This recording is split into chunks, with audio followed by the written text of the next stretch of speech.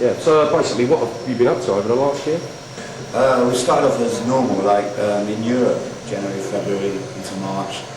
And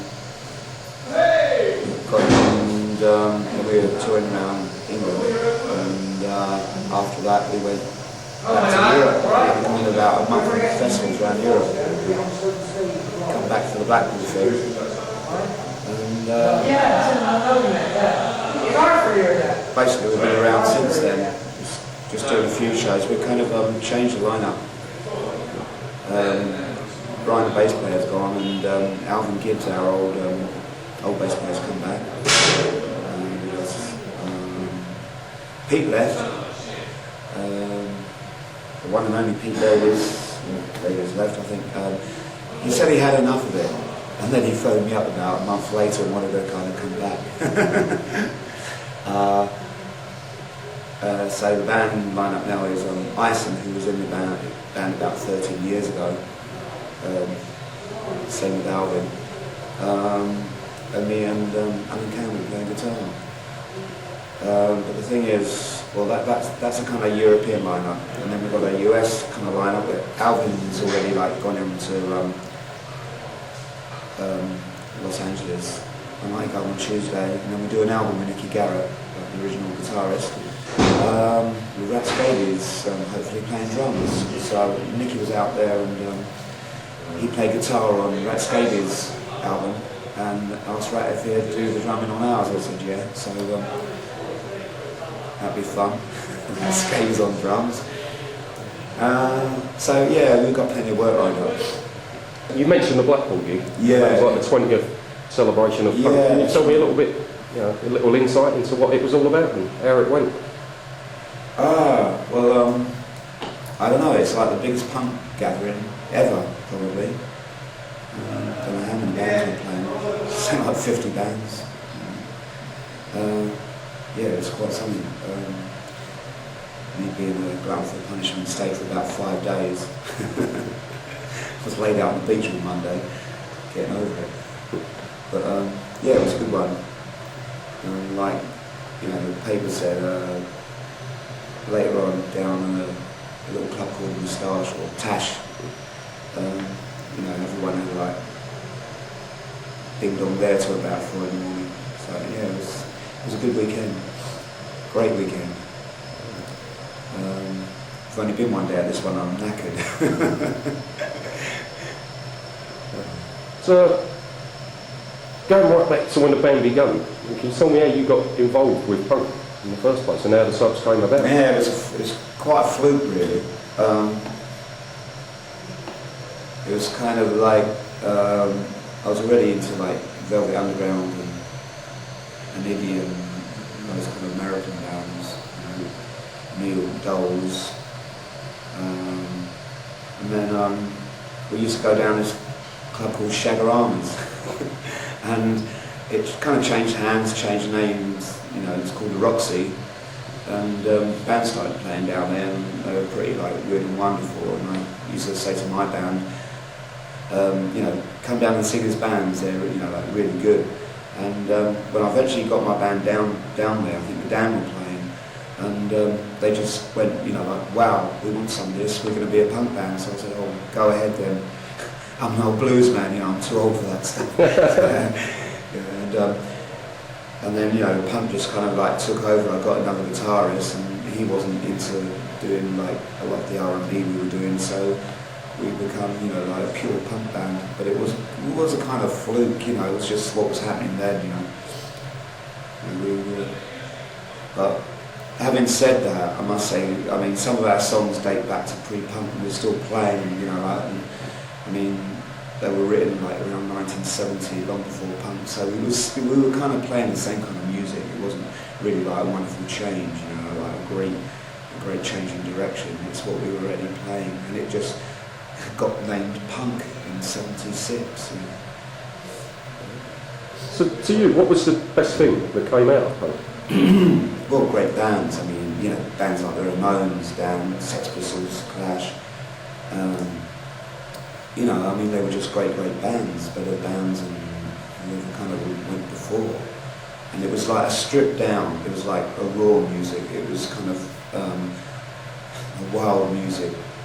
It was very difficult to commercialise it, and then bands came along afterwards like Crass and Conflict and that, and Exploited, and it was very, very difficult to commercialise them, and that's what I like, you know, like something that the industry can't get hold of and say, you know, package it all prettily for the kids, you know, it's like baby food, and punk, you know, like, you know, you can't do that to punk, real punk, it's like non-commercial, but obviously a lot of people are making a bit of money out of it now, which can't be a bad thing, you know, we all need to live. So you must have sold a lot of records over the years. Have you made much money out of it? No, not really. if I got my dues from like, every record I made, you know, we would be okay. All I need is a nice van, you know, that's all I ask for, just a nice van to live in, and you're okay. At the moment, got a crap van and it's broken down at this minute, and it won't be repaired till Monday, and then Tuesday I go to the States, so like, there's a lot of use of that. You know, if we ever get money, we just spend it on, you know, we'd like to get a good vehicle. End of story. So you say that like real punk can't be packaged and prettied up, yet a lot of the punk scene in America. Yeah, like Green Day and stuff how like do you that. feel about the way they're trying to get hold of it? Well, I mean, you know, Green Day were playing English style punk when everyone else in America was still playing hardcore and other shit, you know, and they really stood out, you know. And they were lucky enough to, I mean, they're good writers, good arrangers, and, you know, they made it sound good, you know, and sings really good, musician writer, so, you know, they couldn't fail, you know, they only had to kind of stick together. So like Offspring too, you know, the guy's got like a very, very saleable voice, you know, this is it. It's what the industry wants to get hold of, you know. You know, I think we don't come close to that kind of saleable kind of music, what they can sell to the masses. And it's good because we, you know, like, we won't kind of like come and fizzle out. I mean, it's our life, it's our living, and, you know, so we will be around forever, I'm afraid. So how did you react when you heard the Pistols' Guitar Reform? Yeah, I mean, that was good because I never saw them in the old days. One time we were even like working on one side of Oxford Street and they were working on the other side, and we met each other coming down the street and hi guys, and have a good show, you know. And we never ever got to see them, you know.